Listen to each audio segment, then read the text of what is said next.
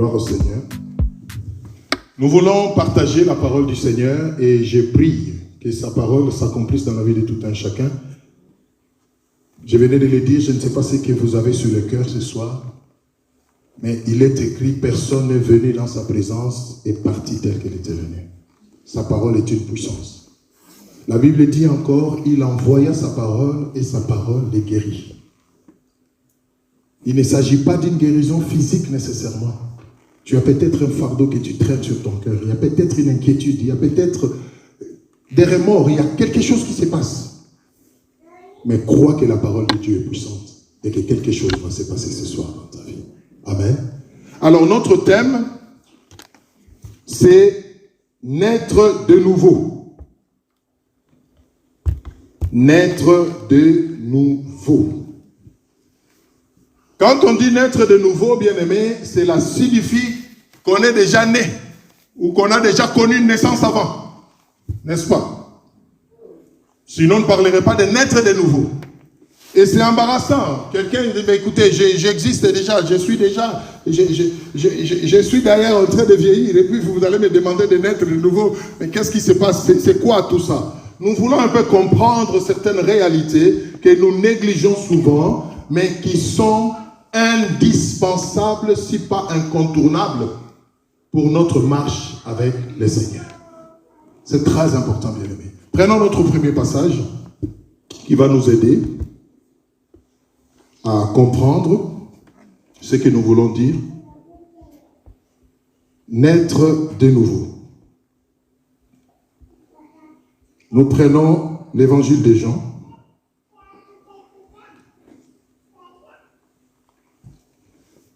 Dans son premier chapitre,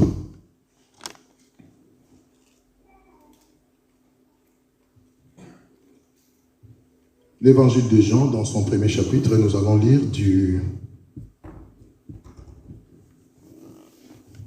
Je vais prendre ce qui est important pour nous. Donc, Jean 1, nous commençons à partir du verset 9. Et nous allons lire jusqu'au verset 13. Jean 1, je vous laisse trouver, profitez-en bien-aimés, trouvez et lisons, c'est très important. Il ne faut pas seulement écrire, il faut lire aussi. Jean 1, nous lisons à partir du verset 9.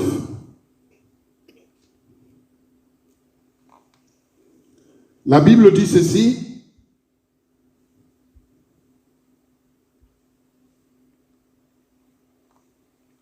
Cette lumière était la véritable lumière qui, en venant dans le monde, éclaire tout homme.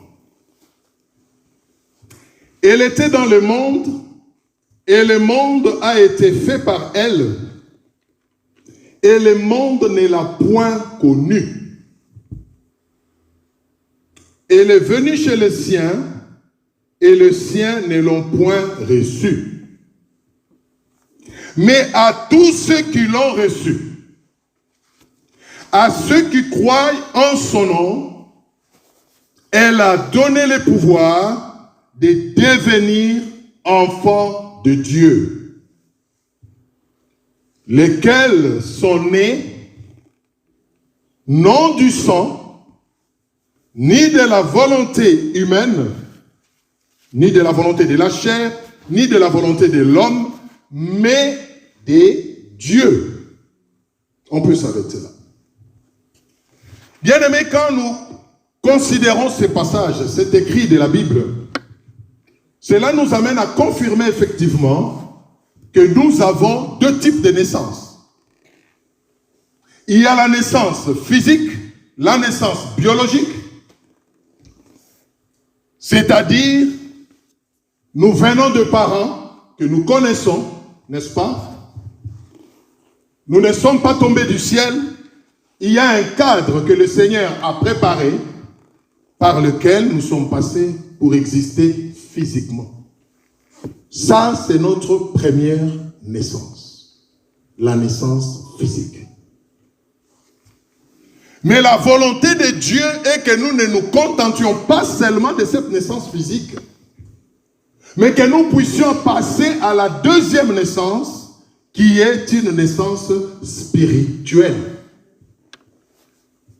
Évidemment, la question se pose, mais la naissance physique, la naissance spirituelle, c'est quoi la différence? C'est quoi l'impact? C'est quoi? C'est ça l'objet de notre partage ce soir. Et je prie le Seigneur que nous puissions comprendre cela, bien-aimés. Vous êtes nés physiquement, c'est une bonne chose. Mais vous avez besoin de naître aussi spirituellement. C'est ce qui explique la nouvelle naissance. Et ce passage nous l'explique clairement. On dit la lumière, Jésus-Christ, Dieu fait homme, est venu sur la terre. Mais on ne l'a pas reçu, on l'a rejeté. Et pourtant, il est venu justement pour nous donner cette deuxième vie qui est la vie spirituelle. Mais on nous précise à partir du verset 12, et ça j'aime bien, on nous dit, mais à tous ceux qui l'ont reçu. Première chose, à tous ceux qui croient en son nom, il a donné le pouvoir. J'aime bien les termes que la parole de Dieu utilise. Ce n'est pas pour rien. Il a donné le pouvoir de devenir. Quand on dit devenir, c'est qu'on ne l'était pas. On est d'accord? De devenir enfant de Dieu. Arrêtons-nous un peu là. Si nous devons devenir enfants de Dieu en croyant en lui, en l'acceptant, qu'est-ce que cela implique? Est-ce qu'avant de le devenir, nous étions qui? C'est ça la grande question. Alléluia. Et c'est en comprenant cette charnière justement qu'on comprend qu'il y a la vie physique et il y a la vie spirituelle. À chaque fois je le dis, je sais que ça choque les gens, mais c'est la vérité. Et je le dirai toujours. Nous ne sommes pas tous enfants de Dieu. Alléluia. C'est choquant, non? Nous ne sommes pas tous enfants de Dieu. La Bible nous le dit. Nous ne naissons pas enfants de Dieu. La naissance physique fait de nous des créatures de Dieu, pas ses enfants automatiquement. Sinon, ce que nous venons de lire n'a pas lieu d'être là. Alléluia. La naissance physique, c'est celle que tu as connue quand tu es venu dans ce monde. Mais Dieu t'attend au grand rendez-vous de la naissance spirituelle. C'est-à-dire que tu reconnaisses, alléluia, que c'est lui Dieu, que tu le confesses de ta bouche, que tu donnes ta vie à lui, que tu l'acceptes comme Seigneur et Sauveur et que tu le laisses conduire ta vie. C'est en ce moment-là que lui te donne le pouvoir de cesser d'être une créature simple et de devenir enfant de Dieu. Alléluia. C'est très important. Et la parole de Dieu le dit, toujours dans le texte que nous venons de lire. On nous précise, à tous ceux qui l'ont reçu, il a donné le pouvoir de devenir enfants de Dieu. Écoutez, on décrit ça. Et c'est ici la différence. Lesquels sont nés, non du sang, ni de la volonté de la chair, tout ça c'est la naissance physique. Ni de la volonté de l'homme, non. Mais de Dieu. Alléluia. La grande question que nous voulons nous poser chacun ce soir, es-tu une simple créature de Dieu ou es-tu enfant de Dieu? Ce n'est pas un acquis, je le répète, ce n'est pas un acquis. Quelqu'un m'a déjà dit une fois, il me dit, mais pasteur, écoutez, vous ne voyez pas que vous poussez un peu trop loin vos histoires là. C'est Dieu qui nous a créés, la Bible dit, nous a créés à son image et à sa ressemblance. Donc nous sommes d'office, nous tous enfants de Dieu. Mais non, c'est faux. Je suis désolé de le dire antérieurement, c'est faux. Dieu a mis en nous son image et sa ressemblance. Mais il attend en retour un acte de reconnaissance. Alléluia. Que nous reconnaissions cela en l'acceptant et en croyant en lui. Et en échange, lui nous donne un pouvoir. Bien aimé, être enfant de Dieu, c'est acquérir un pouvoir. Alléluia. C'est ce pouvoir-là qui nous transforme et qui nous fait naître de nouveau, c'est-à-dire dans la dimension spirituelle. C'est très important. Êtes-vous né de nouveau? Et j'aimerais aussi ouvrir une parenthèse ici pour que les choses soient bien claires avant qu'on ne prie. Si nous devons rester dans la parole de Dieu, j'aime bien la parole de Dieu, elle est claire, elle est limpide. Mais souvent, c'est l'homme qui refuse de l'accepter telle qu'elle est. Parce que des fois, elle est dure, mais l'homme refuse. Il cherche des alternatives, des palliatifs pour se consoler. Mais la parole de Dieu reste la vérité. Alléluia. Mais à tous ceux qui l'ont reçu, le verset 12, à ceux qui croient en son nom, il a donné le pouvoir de devenir enfant de Dieu. C'est clair. Il n'a pas donné le pouvoir de devenir enfant de Dieu à tout le monde, mais à ceux qui croient en lui. Nous allons voir ça, nous allons prendre un deuxième passage qui va encore bien nous expliquer tout ce que nous disons. On ne nous a pas dit ici à tous ceux qui fréquentent une église, il a donné le pouvoir de devenir enfant de Dieu. Non. On ne nous a pas dit ici qu'à tous ceux qui sont pasteurs, il a donné le pouvoir. Non. On peut être pasteur sans être enfant de Dieu. Parce que ce n'est même pas ça une condition de foi. On peut être pasteur, on peut être évangéliste, on peut être diacre, on peut être tout ce qu'on veut, sans être enfant de Dieu. C'est très important, bien aimé.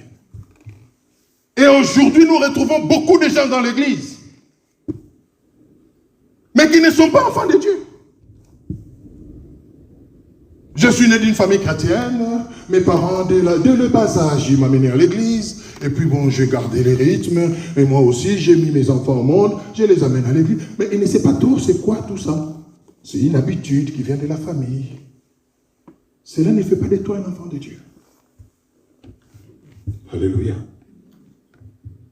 Être enfant de Dieu, c'est croire en Jésus-Christ, confesser de sa bouche qu'il est Dieu et lui confier sa vie. En échange, lui nous donne le pouvoir. Mais vous vous demandez, c'est quel pouvoir? Ces pouvoirs, je vais en faire quoi? Non, ces pouvoirs, en fait, c'est la capacité, c'est ça la naissance spirituelle. C'est cette capacité spirituelle qui va commencer, plus tu marches avec lui, à transformer ta vie, alléluia, et à t'amener à lui ressembler, à vivre la vie qu'il attend de toi, qu'il a prévue de toi, à commencer à obéir à sa parole. C'est ce pouvoir, c'est cette capacité. Mais tu ne l'auras jamais si tu ne commences pas par l'accepter comme Seigneur et Sauveur. Voilà pourquoi il y a beaucoup de gens dans l'église, peu importe le nombre d'années, mais qui ne sont pas encore enfants de Dieu. Et c'est les fruits qui les démontrent. Alléluia. C'est les fruits qui les démontrent. Tu as fait 10 ans à l'église, tu as fait 11 ans, tu as fait beaucoup de choses pour Dieu, c'est bien, c'est beau. Mais quelle est la qualité de vie que tu mènes? Parce que justement, le pouvoir que Dieu nous donne quand nous devenons ses enfants, c'est un mystère. C'est un pouvoir surnaturel qui nous transforme. Ce ne sont pas nos efforts, c'est ce pouvoir-là en nous, qui est son esprit, qui commence à nous façonner, à nous modeler, comme la Bible dit, à nous amener lentement mais sûrement à la stature parfaite de... Qui peut me compléter? De Christ. Alléluia. Est-ce que tu es enfant de Dieu? Réponds dans ton cœur. Nous allons prendre un deuxième passage où maintenant c'est lui-même, cette lumière que nous venons de lire, Jésus, qui a parlé de la nouvelle naissance. Ici on parle de lui. Mais le passage que nous allons prendre maintenant, c'est lui-même qui rappelle ces choses. Et il ne les rappelle pas à n'importe qui. Vous qui prétendez être quelque chose, je vous regarde dans les yeux, je vous dis, si vous n'avez pas Jésus-Christ en vous, en réalité, vous n'êtes rien. Parce que tout ce que vous êtes peut s'affaisser en une seconde de finir. Alléluia. Prenons notre deuxième passage. On avance progressivement. Nous sommes toujours dans Jean. Jean est à la une aujourd'hui. On était dans Jean 1, 9 à 13.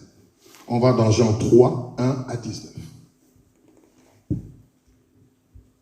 Que Dieu nous aide à comprendre ces choses. Et avec humilité, qu'on fasse ce qu'on appelle un réajustement. Parce que ça ne sert à rien de se tromper par des faux raisonnements, de continuer la course. Et arriver au bout de la course, on vous dit, vous avez déjà été disqualifié il y a longtemps, on ne vous a jamais connu. C'est choquant, n'est-ce pas? Et Jésus le dit dans sa parole. Vous savez ce qu'il dit, n'est-ce pas? Il dit au dernier jour, il y a des gens à qui il dira, je ne vous ai jamais connu. Seigneur, moi j'ai grandi dans l'église. J'ai commencé à l'école d'une. J'ai été à laquelle j'ai fait, j'ai donné. Oui, je n'étais jamais connu. Quel choc.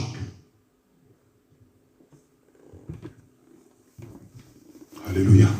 C'est le moment de devenir enfant de Dieu, de s'assurer qu'on est enfant de Dieu. On n'est pas seulement un participant, on n'est pas seulement un membre de l'église, on n'est pas seulement un pasteur, on n'est pas seulement un évangéliste, mais on est enfant de Dieu. Parce que ce qui va nous faire entrer dans l'éternité, ce n'est pas les titres que nous portons, ce ne sont pas des étiquettes que nous nous donnons, non, c'est la nouvelle naissance. Et nous allons voir comment Jésus lui-même en parle. Et j'insiste, il n'en parle pas à n'importe qui. Nous allons les découvrir. Lisons ensemble. Jean 3, 1 à 19. Jean 3, 1 à 19. Vous avez trouvé? On va lire. Mais il y a un homme d'entre les pharisiens nommé Nicodème, un chef des Juifs, qui vint, lui, auprès de Jésus de nuit et lui dit, Rabbi, pour dire maître, nous savons que tu es un docteur venu de Dieu, car personne ne peut faire ces miracles que tu fais si Dieu n'est avec lui. Jésus lui répondit, écoutez la réponse de Jésus. En vérité, je te le dis, si un homme n'est né de nouveau, il ne peut voir le royaume de Dieu. Nicodème lui dit, et c'est peut-être ce que vous vous dites dans votre cœur. Nicodème lui dit, écoutez, comment un homme peut-il naître quand il est vieux? Alléluia. Nicodème était vieux, et il n'était pas seulement vieux, il était docteur de la loi à l'époque. Donc, un haut placé dans la société juive. Parmi les gens qui sont censés connaître les choses de Dieu, entre guillemets. Alléluia. Comment moi qui suis vieux peut-il rentrer dans le sein de sa mère et naître? Écoutez la réponse de Jésus. Il commence maintenant à expliquer. En vérité, je te le dis. Si un homme n'est né d'eau et d'esprit, alléluia, il ne peut entrer dans le royaume de Dieu. Ce qui est né de la chair est chair. Et ce qui est né de l'esprit est esprit. Ne t'étonne pas que je t'ai dit, il faut que vous naissiez de nouveau. Le vent souffle où il veut, et tu entends le bruit, mais tu ne sais d'où il vient, ni où il va. Il en est ainsi de tout homme qui est né de l'esprit. Nicodème, après avoir entendu tout ça, il commence à réaliser les choses. Et il dit, Nicodème lui dit, comment cela peut-il se passer? Voilà la grande question que peut-être nous aussi ce soir nous nous posons. Vous êtes en train de vous dire, oui c'est beau, j'ai compris, mais comment cela va se passer? C'est très simple. Nous venons déjà de voir dans Jean 1 qu'il faut les recevoir et les reconnaître dans sa vie pour recevoir les pouvoirs. Et Jésus va encore simplifier les choses ici. Le verset 10. Jésus lui répondit, tu es le docteur d'Israël et tu ne sais pas ces choses. Alléluia. Ce n'était pas pour se moquer de Nicodème que Jésus a dit ça. Mais il a voulu faire voir à Nicodème qu'il y a des choses qu'on ne peut connaître, alléluia, que par révélation de Dieu. pas par l'intelligence humaine. Bien aimé, ce n'est pas votre titre académique. Ce n'est pas la science que vous avez accumulée qui va vous révéler certaines choses, surtout les choses spirituelles. Vous avez besoin d'être humble pour que le Seigneur, par son esprit, vous révèle ces choses. Tu es docteur de la loi. Tu enseignes la loi, Nicodème. Mais ça, ce sont des ABC. Ça, c'est le point de départ. Et tu ne les connais pas. Moi, j'ai fait 15 ans à l'église. J'ai vu cette église commencer. Nous sommes parmi les pionniers. Cela ne fait pas de vous un enfant de Dieu. Désolé. Moi, j'ai contribué à l'œuvre de Dieu. J'ai bâti, j'ai fait des œuvres. Je suis désolé. Cela ne fait pas de toi enfant de Dieu. Nicodème était étonné. Comment cela va se passer? Jésus commence à expliquer. Le verset 11. En vérité, je te le dis, nous disons ce que nous savons et nous rendons témoignage de ce que nous avons vu. Et vous ne recevez pas notre témoignage. Si vous ne croyez pas quand je vous ai parlé des choses terrestres, comment croirez-vous quand je vous parlerai des choses célestes? Personne n'est monté au ciel, si ce n'est celui qui est descendu du ciel, le Fils de l'homme qui est dans le ciel. Alors il commence maintenant à lui expliquer clairement comment naître de nouveau. Et comme Moïse éleva le serpent dans le désert. Alléluia. Il faut de même que le Fils de l'homme soit élevé, afin que quiconque croit en lui ait la vie éternelle, c'est-à-dire soit sauvé, c'est-à-dire naisse de nouveau. Alléluia. Car Dieu a tant aimé le monde qu'il a donné son Fils unique, afin que quiconque croit en lui ne périsse point, mais qu'il ait la vie éternelle. Bien aimé, la naissance physique nous amènera à la mort certaine. Il n'y a que la naissance spirituelle, c'est-à-dire en reconnaissant Jésus-Christ, que nous avons l'espérance de la vie éternelle. C'est-à-dire, nous avons l'espérance ou la promesse de ressusciter, alléluia, quand ce qui est physique va s'arrêter. Que Dieu nous aide à comprendre ces choses, afin que quiconque croit en lui ne périsse point, mais qu'il ait la vie éternelle. Dieu, en effet, n'a pas envoyé son Fils dans le monde pour qu'il juge le monde, mais pour que le monde soit sauvé par lui. Celui qui croit en lui n'est point jugé, mais celui qui ne croit pas est déjà jugé. Alléluia. Parce qu'il n'a pas cru au nom du Fils unique de Dieu. Oh bien-aimés, vous qui ne croyez pas en Jésus, jusqu'à quand vous allez endurcir vos cœurs? Jusqu'à quand? C'est n'importe quoi, c'est une légende, Jésus n'a jamais existé. Écoutez, il y aura un jour où vous vous rendrez compte que vous avez commis une grosse erreur. Il ne dépend pas quelque chose de compliqué. Croire dans son cœur, confesser de sa bouche, c'est tout. Mais non. Alors que nous sommes prêts à faire beaucoup d'autres sacrifices pour des choses que nous abandonnerons sur cette terre. Nous sommes prêts à payer les prix les plus forts de foi. Mais pour des choses vaines, mais des choses simples qui nous procurent la vie pour l'éternité. Nous réfléchissons trop.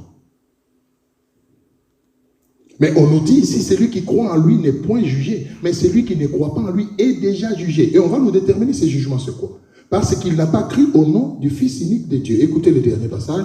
Et ces jugements, c'est quoi? Ces jugements, c'est que la lumière étant venue dans le monde, les hommes ont préféré les ténèbres à la lumière.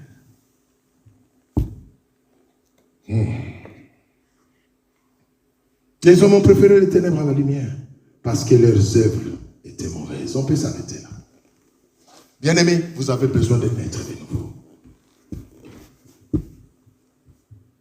Il n'y a pas de profil. Il n'y a pas un CV à présenter. Il n'y a pas un entretien à passer. Quiconque croit, quiconque l'accepte est sauvé. Est-ce que c'est si compliqué que ça? Pourquoi vous ne voulez pas le faire?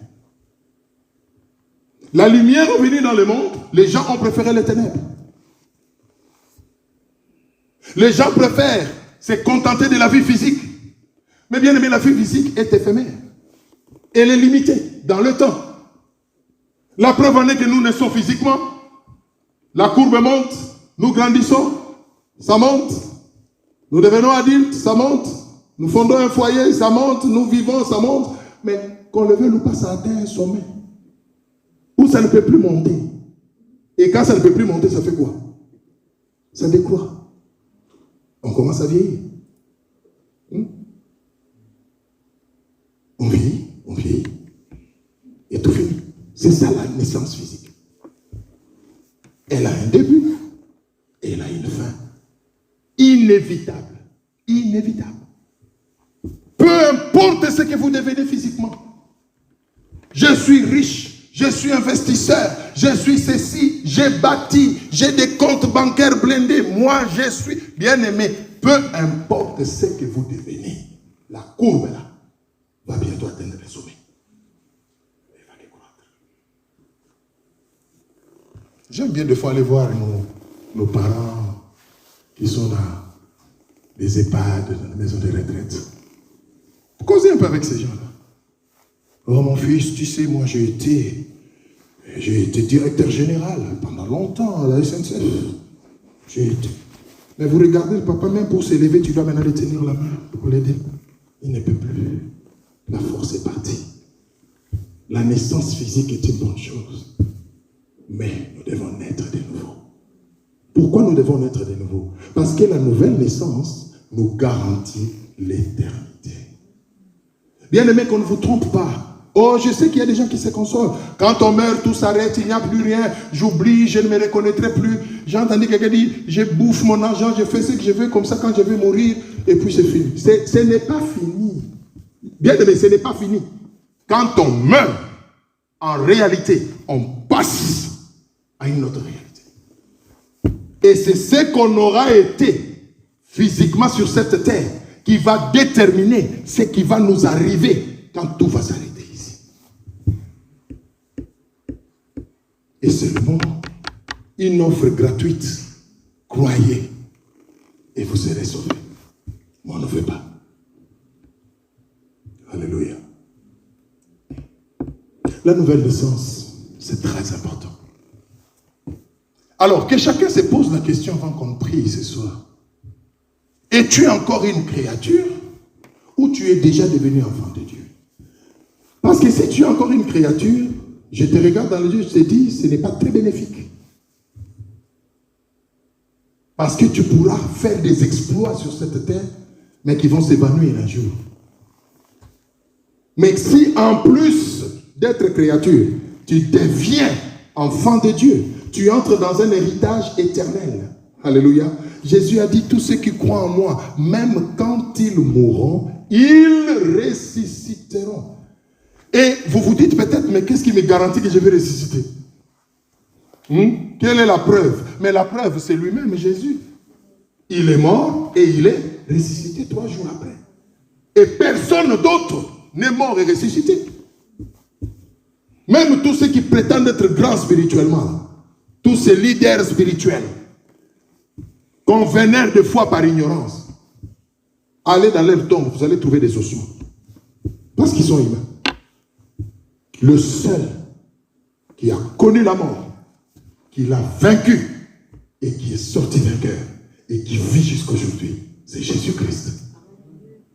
Et il dit, tous ceux qui vont croire en moi, Ils connaîtront la même chose. Alléluia. Mais la puissance qui m'a ressuscité va aussi les ressusciter.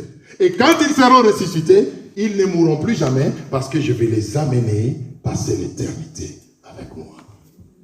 Est-ce qu'il faut vraiment refuser une offre pareille? Alléluia.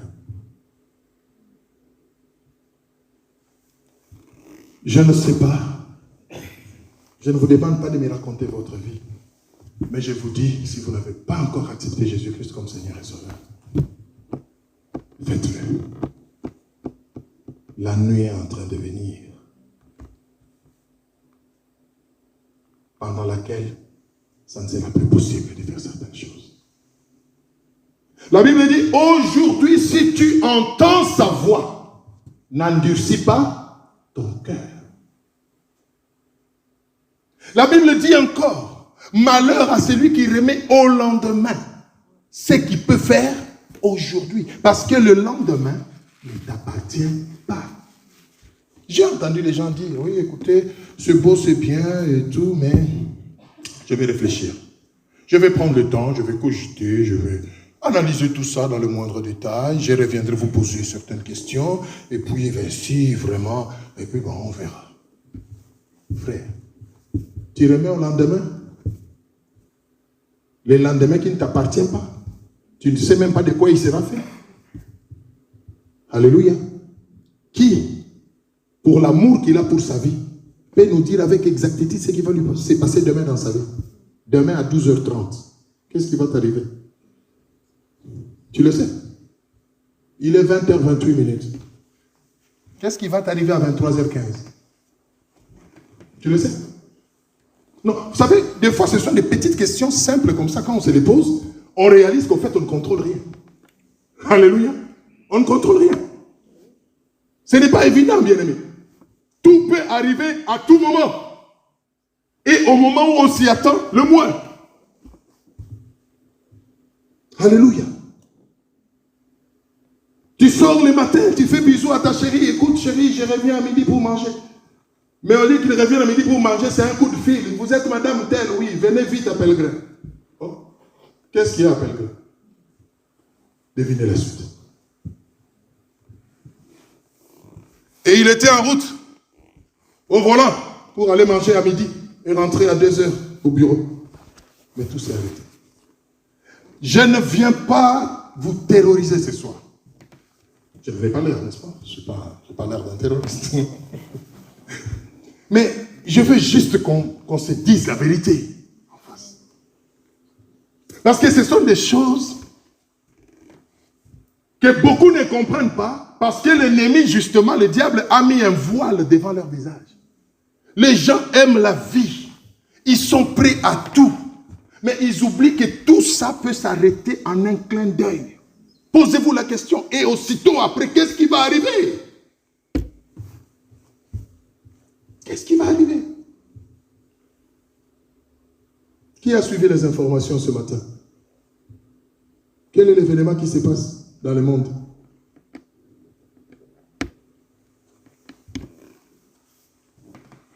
Le milliardaire allemand, je n'ai pas retenu son nom, c'est très compliqué, qui est mort le week-end.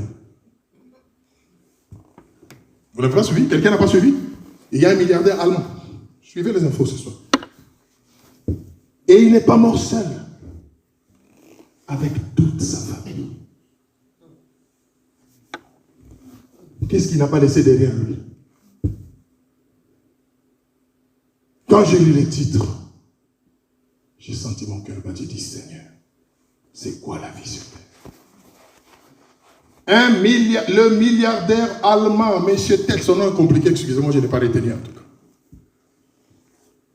Mort ce week-end à bord d'un avion privé, avec sa compagne et ses 2 enfants et 3 autres personnes. Et les corps ne sont même pas encore trouvés, jusque-là on continue à chercher les corps. Parce que l'avion s'est écrasé en pleine mer.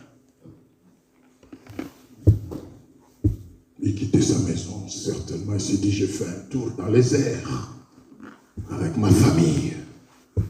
Ils allaient à Costa Rica. Vous connaissez Costa Rica? Les lieux de délices ou les vacances. Ils avaient certainement fait une réservation d'une suite, parce qu'il était milliardaire. Non, ce n'était pas Airbnb ou quoi, non. Il a réservé une suite. Ah non. Ce n'était pas un appart hôtel, non. Mais tout s'est arrêté en pleine mer. Écoutez, je ne sais pas pourquoi je vous dis toutes ces choses. Et croyez-moi, ce n'est pas ce que j'ai prévu. N'endurcissez pas votre cœur. Croyez en Jésus. Croyez en Jésus pendant qu'il est temps. Naissez de nouveau. Ce n'est pas compliqué. Je vais vous donner un passage qui va vous dire comment le faire de manière pratique. Ce n'est pas compliqué. Et ça paraît tellement simple que les gens n'aiment pas. L'homme aime ce qui est compliqué, pasteur. Il aime ce qui est difficile. L'homme aime quand il transpire, il voit les muscles sortir, il dit, là, je suis un homme. On lui dit escalade. Demandez les envies, certaines envies. Moi, je me dis, Seigneur, mais comment quelqu'un peut penser à des choses comme ça? Quel est ton rêve? Mon rêve, c'est d'escalader la montagne la plus haute du monde. Mon frère, pour devenir qui? Mais si tu t'es fracassé les deux là. Regardez les ambitions que les gens ont. Quel est ton rêve, mon frère? Un étudiant. Mon rêve, c'est d'aller au fin fond de la mer, découvrir les créatures. Mais, mon cher. Bon, quand tu vas découvrir ces créatures, et après? Et après? On parlera de moi. J'aurai la renommée. Je serai le premier à avoir franchi le cap. C'est beau que les hommes parlent de vous. Mais si vous n'êtes pas né de nouveau, aussitôt que vous mourrez, on vous oublie. Nos parents sont partis, on ne pense même plus à eux. Parce que la vie doit continuer. Alléluia. Croyez en Jésus. La nouvelle naissance, c'est important. C'est important. Et il n'y a pas de conditions. Vous êtes en train de vous dire, mais avec tout ce que je suis, tout ce que j'ai fait, la vie sale que je mène, est-ce que vraiment, bien aimé, c'est possible? Il n'y a pas de critères. Peu importe ce que vous êtes. La Bible est claire. Quiconque croit est sauvé. Alléluia. On va prendre un avant-dernier passage qui va nous montrer de manière pragmatique comment naître de nouveau. Comment devenir enfant de Dieu. Romains 10. Donc ne vous contentez pas de courir. Soyez sûr que vous courez selon les règles. Ne vous consolez pas, je viens toujours à l'église. Moi, les cultes commencent à 11h, à 10h28, je suis déjà là. Ce n'est pas ce qui fait de vous un enfant de Dieu. Vous êtes ponctuel, oui, on va vous acclamer. Mais ce n'est pas ce qui fait de vous un enfant de Dieu. Romains 10, 9 à 11. C'est notre avant-dernier passage et on va terminer, on va prier. Allons-y rapidement. Romains 10.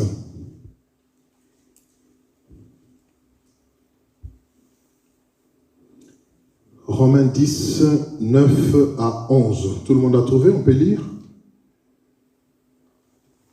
Alors, ça, c'est vraiment être pragmatique dans ce qu'on vient de dire.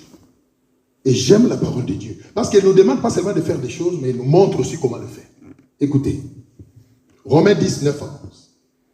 Si tu confesses de ta bouche le Seigneur Jésus, et si tu crois dans ton cœur que Dieu l'a ressuscité des morts, tu seras sauvé. En d'autres termes, tu vas naître de nouveau. C'est ça la naissance spirituelle. C'est simple, non? 10. Car c'est en croyant du cœur qu'on parvient à la justice, et c'est en confessant de la bouche qu'on parvient au salut. Le salut, bien-aimé, c'est confesser de la bouche la seigneurie de Jésus-Christ. Ce n'est pas donner les offrandes. Ce n'est pas donner le monde. Non.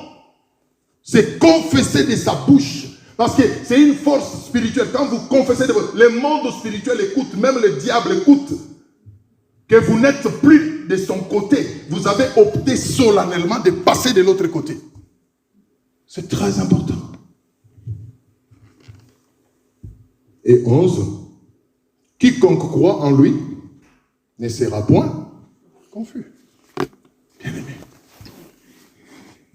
Quoi d'autre nous donne des promesses comme ça? Je ne vois pas. Croire dans son cœur, confesser de sa bouche, c'est ça être sauvé. C'est simple. Donc il n'y a pas d'arithmétique là-bas. Il n'y a pas une équation à résoudre là-bas.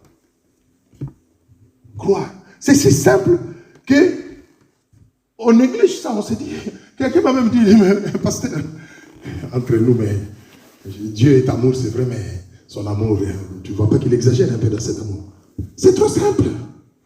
Avec la vie que j'ai menée, moi, tout ce que j'ai fait comme péché dans ma vie, je m'imagine, je ne veux même pas te les raconter parce que j'ai honte de moi. Et tu me dis, il peut me pardonner. Et je peux devenir son enfant, comme ça là. Je dis oui, c'est ce qu'il dit dans sa parole. Non, c'est trop beau pour être un vrai pasteur. Oui, c'est comme ça. Parce qu'on a habitué à l'homme à payer les prix. Le diable est très rusé. J'ai vu les gens souffrir. Et c'est aimer leur souffrance. Il dit, oui, je suis en train de me purifier. Je suis en train de payer tous les mal que j'ai fait dans le passé. C'est pourquoi je suis en train de souffrir. Qui t'a dit ça? Alléluia. Nous sommes sauvés par la grâce. En croyant dans le cœur et en confessant de la bouche. Pas en fournissant un effort. Ce n'est pas un mérite. Nous n'en sommes pas dignes. Quelque chose que nous ne méritons pas, qui nous est offerte gratuitement et que nous refusons. Imaginez-vous, la Bible dit, tous ces gens-là qui refusent seront jugés. Ils seront jugés pourquoi? Parce que Dieu ne peut pas comprendre. Je vous offre quelque chose que vous ne méritez pas, gratuitement, mais vous repoussez ça et vous préférez les ténèbres. Alors vous êtes vous-même votre jugement.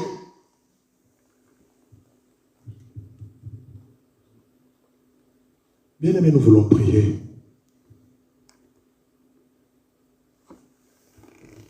Nous voulons prier. Et puis nous prendrons le dernier passage qui nous dira ce qu'il faut faire maintenant. Mais nous voulons d'abord nous arrêter là. Nous avons nos yeux fermés, nos têtes courbées. Je ne sais pas ce que tu as retenu de tout ça. Je ne sais pas qu'est-ce que l'Esprit est en train de te mettre à cœur maintenant. Je sais qu'il y a des choses qui bouillonnent dans le cœur. Je sais qu'il y a des questions qui se posent dans le cœur. Mais bien aimé, écoutez la voix positive qui vous dit, humiliez-vous et répondez. Il y a une lutte en vous maintenant. Il y a deux voix. Il y a une voix qui vous dit, faites-le. Il y a une autre qui vous dit, non, non, prenez le temps de réfléchir, c'est trop beau tout ça. Bien aimé, vous ne savez pas ce que le lendemain va engendrer. Aujourd'hui, si tu entends ma voix, n'endurcis pas ton cœur. Si tu n'as jamais accepté Jésus-Christ comme Seigneur et Sauveur, peu importe le temps que tu as passé dans l'église, si tu n'as jamais cru dans ton cœur et confessé de ta bouche, bien aimé, tu n'es pas encore enfant de Dieu. Même si tu es archibishop ou archevêque, tu ne l'es pas. Mais le Seigneur, dans son amour, nous donne l'occasion ce soir de le faire.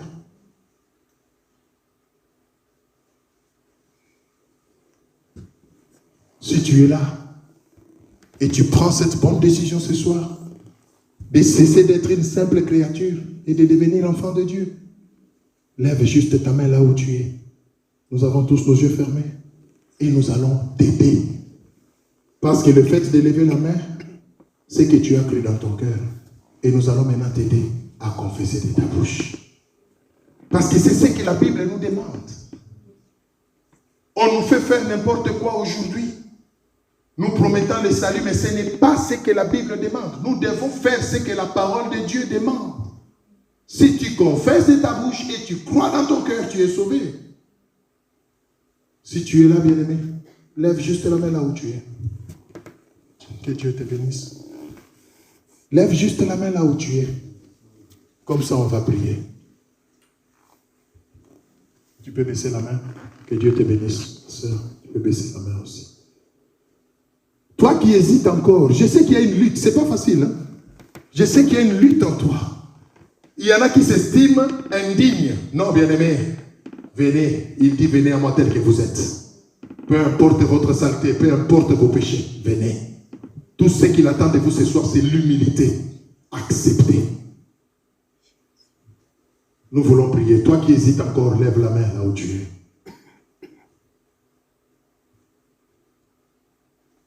Que Dieu vous bénisse, vous tous qui avez levé la main. Et même vous qui n'avez pas levé la main, mais qui sentez dans votre cœur ce besoin, le Seigneur vous voit. Alors vous allez répéter cette prière après moi, là où vous êtes. Et certainement, la parole de Dieu va s'accomplir dans votre vie. Même si vous n'avez pas levé la main, mais vous sentez ces besoins, vous êtes peut-être gêné. Il n'y a pas de problème. Mais priez, répétez, pas dans le cœur, de la bouche. La Bible dit, si tu confesses de ta bouche, bien-aimé, ne le fais pas dans le cœur, parle. C'est une puissance. Et c'est ça, faire ce que la Bible demande. Vous allez juste répéter cette prière après moi. Nous allons prendre notre dernier verset et nous allons terminer. Seigneur Jésus, je reconnais ce soir que c'est toi, la vie. Il n'y a pas de vie en dehors de toi. J'ai mené ma vie seule jusque-là. Dans ma convoitise, dans mon ignorance, dans mon arrogance. Je les regrette amèrement. Pardonne-moi. Je reviens à toi. Je crois dans mon cœur que c'est toi, Dieu fait homme, venu sur cette terre pour me sauver. Et je confesse de ma bouche que tu es mon Seigneur et mon Sauveur. Viens Jésus, prends toute la place dans ma vie. Conduis-moi dans tes voies. Donne-moi le pouvoir de devenir ton enfant. Et que ton esprit en moi me transforme, me façonne à ton image. Je renonce au monde parce qu'il ne m'offre rien de définitif. Je crois en toi, Jésus. Merci de faire de moi ton enfant. Merci, Jésus. Seigneur, tu as entendu l'humilité de mon frère, tu as vu l'humilité de ma sœur.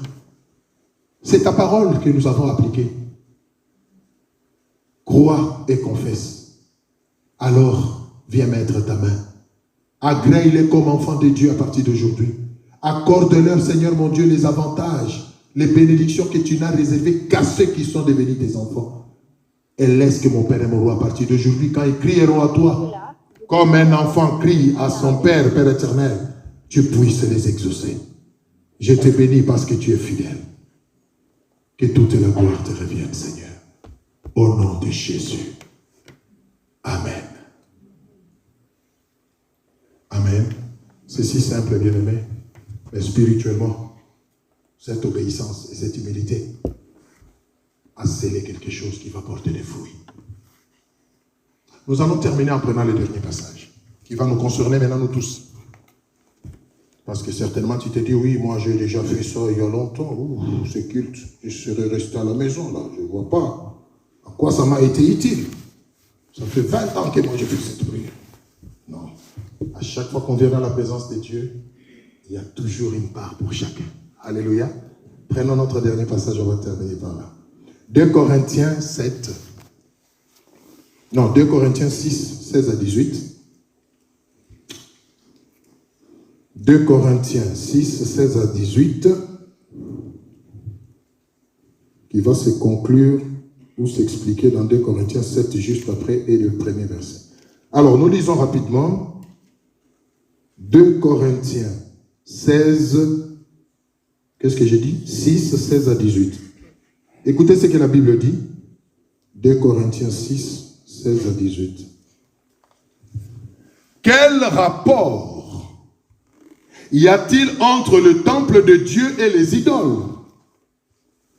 Car nous sommes le temple de Dieu, du Dieu vivant. Comme Dieu l'a dit, j'habiterai et je marcherai au milieu d'eux. Je serai leur Dieu et ils seront mon peuple. C'est pourquoi, sortez du milieu d'eux et séparez-vous, dit le Seigneur.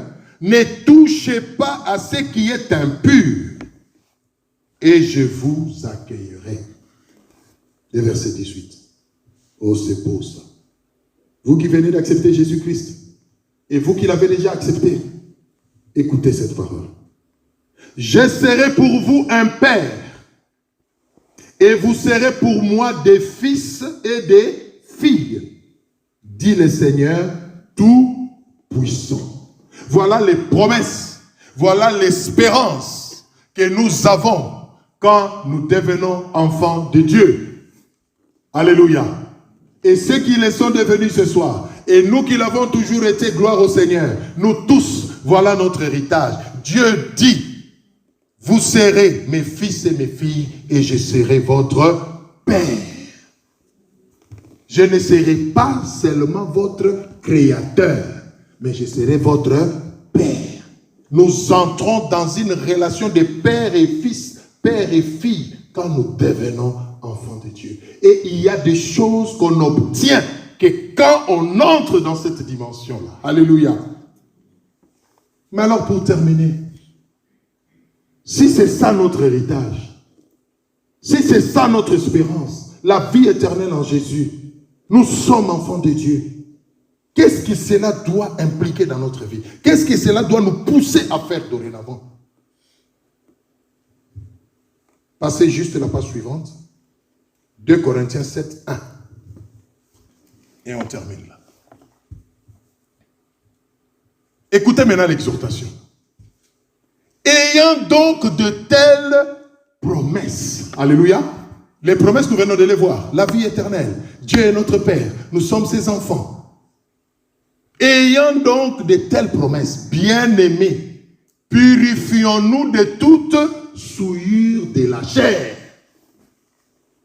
et de l'esprit, c'est-à-dire des mauvaises pensées, en achevant notre sanctification dans la crainte de Dieu.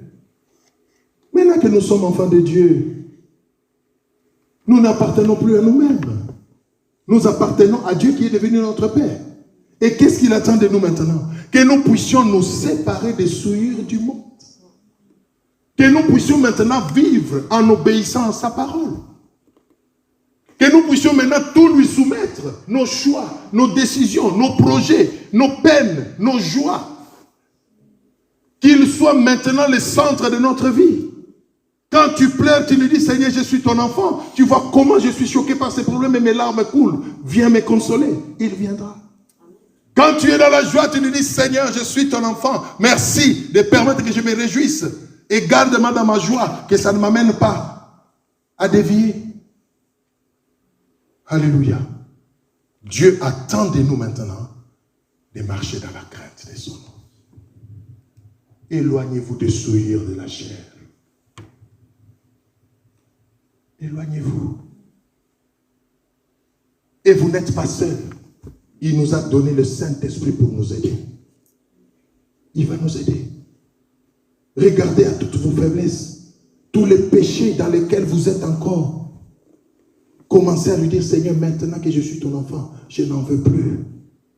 Aide-moi à abandonner l'impudicité, à abandonner l'adultère. Aide-moi à abandonner l'ivrognerie. Aide-moi. Ne fais aucun effort. Demande son aide. La Bible dit que ce n'est ni par la force, ni par la puissance, mais c'est par l'Esprit de Dieu. Tout ce que Dieu attend de vous, c'est la bonne prédisposition du cœur. Le reste, son esprit va faire le travail. Alléluia. Que Dieu soit loué. Inclinons nos têtes, nous allons clôturer par la prière.